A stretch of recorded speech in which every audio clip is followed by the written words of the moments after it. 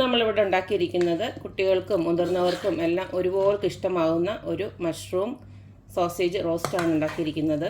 ചപ്പാത്തിയുടെ കൂടെയും റൈസിൻ്റെ കൂടെയും ഒക്കെ നല്ലൊരു കോമ്പിനേഷനാണ് ഈ ഒരു മഷ്റൂം സോസേജ് റോസ്റ്റ്. വളരെ എളുപ്പത്തിൽ തന്നെ നമുക്കിത് ഉണ്ടാക്കിയെടുക്കുകയും ചെയ്യാം. അപ്പം നമുക്ക് ഈ ഒരു റെസിപ്പി എങ്ങനെയാണ് ഉണ്ടാക്കുന്നതെന്ന് നോക്കിയിട്ട് വരാം.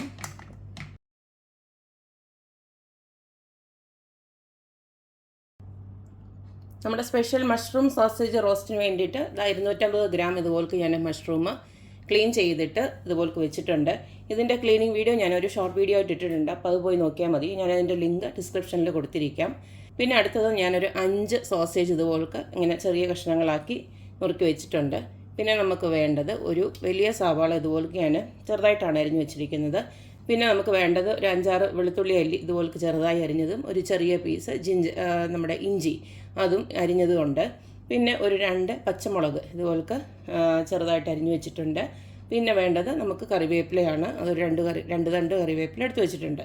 പിന്നെ നമുക്ക് വേണ്ടത് ടൊമാറ്റോ ആണ്. വലുതാണെങ്കിൽ 1 ടൊമാറ്റോ, അല്ലെങ്കിൽ ചെറുതാണെങ്കിൽ ഒരു 2 ടൊമാറ്റോ വരെ യൂസ് ചെയ്യാം. ഇനി നമുക്ക് ഇതെങ്ങനെയാണ് ഉണ്ടാക്കുന്നത് നോക്കാം.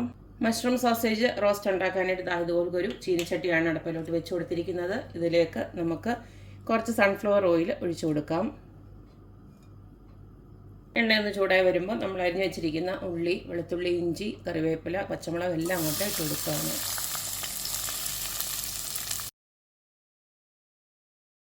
ഇതിലേക്ക് നമുക്ക് കുറച്ച് ഉപ്പിട്ട് കൊടുക്കാം. ഒരു 1/2 ടീസ്പൂൺ ഉപ്പ് ഇട്ട് കൊടുക്കുന്നുണ്ട്. ഇപ്പം ഉള്ളിയെല്ലാം ഇപ്പോൾ ഇതുപോൽക്കൊന്ന് വാടി വന്നിട്ടുണ്ട്. ഒത്തിരി അങ്ങ് ഗോൾഡൻ ബ്രൗൺ ഒന്നും ആവണ്ട. ഈ ഒരു പരുവാകുമ്പോൾ നമുക്ക് തീ ഒന്ന് നന്നായിട്ട് കുറച്ച് വെച്ചിട്ട് പൊടികളൊക്കെ ഒന്ന് ഇടാം. ആദ്യം തന്നെ നമുക്ക് കുറച്ച് മഞ്ഞൾപ്പൊടി ഒന്ന് ഇട്ട് കൊടുക്കാം. ഒരു 1/4 ടീസ്പൂൺ മഞ്ഞൾപ്പൊടി മതി. ഇനി അടുത്ത് നമുക്ക് ഒരു 2 ടീസ്പൂണ് മല്ലിപ്പൊടി ഒന്ന് ഇട്ട് കൊടുക്കാം. ഇതിലേക്ക് 1 ടീസ്പൂണോളം പെപ്പർ പൗഡർ, അതായത് നമ്മുടെ കുരുമുളക് പൊടി, അതോടെ ഇട്ട് കൊടുക്കാം.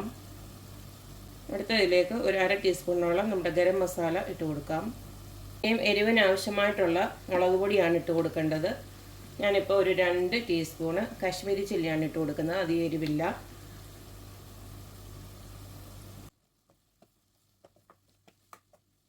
ആ പൊടിയെല്ലാം ഒന്ന് ചെറുതായിട്ട് മൂത്ത ഒരു മണം വരും. ആ സമയത്ത് നമ്മൾ അരിഞ്ഞു വെച്ചിരിക്കുന്ന മഷ്റൂമും സോസേജും ഇട്ട് കൊടുക്കാം.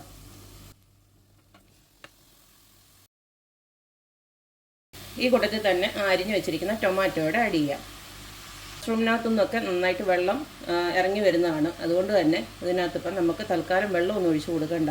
നമ്മൾ ഡ്രൈ റോസ്റ്റായിട്ടാണ് ഉണ്ടാക്കിയെടുക്കുന്നത്. അപ്പോൾ ഈ തക്കാളിയുടേതും മഷ്റൂമിൻ്റെ ഒക്കെ വെള്ളം കൊണ്ടും ഇത് വേവാനുള്ളത് കിട്ടും. അതുകൊണ്ട് തന്നെ മഷ്റൂം ക്ലീൻ ചെയ്യുമ്പോൾ കൂടുതൽ നേരം വെള്ളത്തിലിട്ട് വെക്കരുത്. ജസ്റ്റ് ക്ലീൻ ചെയ്ത് അന്നേരം തന്നെ എടുക്കണം. ഒരു 3-4 വെള്ളത്തിൽ നന്നായിട്ടൊന്ന് ക്ലീൻ ചെയ്ത് എടുത്ത് വെച്ചാൽ മതി.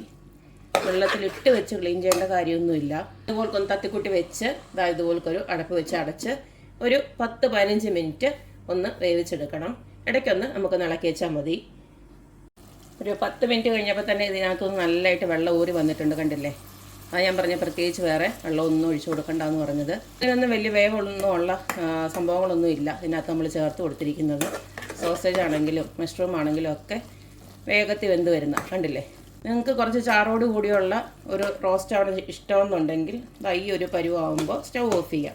അതല്ല കുറച്ചുകൂടെ ഒന്ന് ഡ്രൈ ആക്കണമെന്നുള്ളവർക്ക് തീ ഇത്തിരി കൂടെ ഒന്ന് കൂട്ടിയിട്ട് ഇളക്കി അങ്ങ് വറ്റിച്ചെടുത്തേച്ചാൽ മതി. കണ്ടില്ലേ? ഏതായാലും ഞാൻ ഇത്തിരി കൂടെ ഒന്ന് വറ്റിച്ചെടുക്കുകയാണ്. അപ്പോൾ ഞാൻ കുറച്ചുകൂടെ ഒരു 5 മിനിറ്റ് കൂടെ ഇട്ടിട്ട് ഒന്ന് ഡ്രൈ ആക്കി എടുത്തിട്ടുണ്ട്. ഈ ഒരു പരുവത്തിന് ഞാൻ ഇപ്പോൾ ഇത് സ്റ്റൗ ഓഫ് ചെയ്യുവാണ്. കണ്ടില്ലേ? നല്ല അടിപൊളിയായിട്ട് ഒരു 10-15 മിനിറ്റും കൊണ്ട് നമുക്ക് വേഗത്തിൽ ഉണ്ടാക്കാൻ പറ്റുന്ന ഒരു അടിപൊളി റെസിപ്പിയാണ്. ചപ്പാത്തിയുടെ കൂടെയും ചോറിൻ്റെ കൂടെയൊക്കെ നല്ലൊരു സൈഡ് കോംബോ ആയിരിക്കും ഈ ഒരു റെസിപ്പി. അപ്പോൾ എല്ലാവരും ഒന്ന് ട്രൈ ചെയ്ത് നോക്കുക. എസ്പെഷ്യലി നമ്മുടെ കുട്ടികൾക്കൊക്കെ ഈ മഷ്റൂം തന്നെ കൊടുക്കുകയാണെങ്കിൽ ഭയങ്കര മടിയായിരിക്കും കഴിക്കാൻ. അതേസമയം ഈ ഒരു സോസേജിൻ്റെ ഒക്കെ ഒരു രുചിയോടെ വരുന്നുണ്ട്. നല്ലൊരു ടേസ്റ്റാണ്. അപ്പോൾ എല്ലാവരും ഇതുപോലൊക്കെ ഒന്ന് ട്രൈ ചെയ്ത് നോക്കുക. അഭിപ്രായങ്ങളൊക്കെ അറിയിക്കുക. അപ്പോൾ എപ്പോഴും പറയുന്ന പോലെ എൻ്റെ റെസിപ്പീസ് ഇഷ്ടമുള്ള എല്ലാവരും please like, share and subscribe. അപ്പോൾ ഇനി ഒരു അടിപൊളി വീഡിയോ ആയിട്ട് വരുന്നവരേക്കും ബൈ.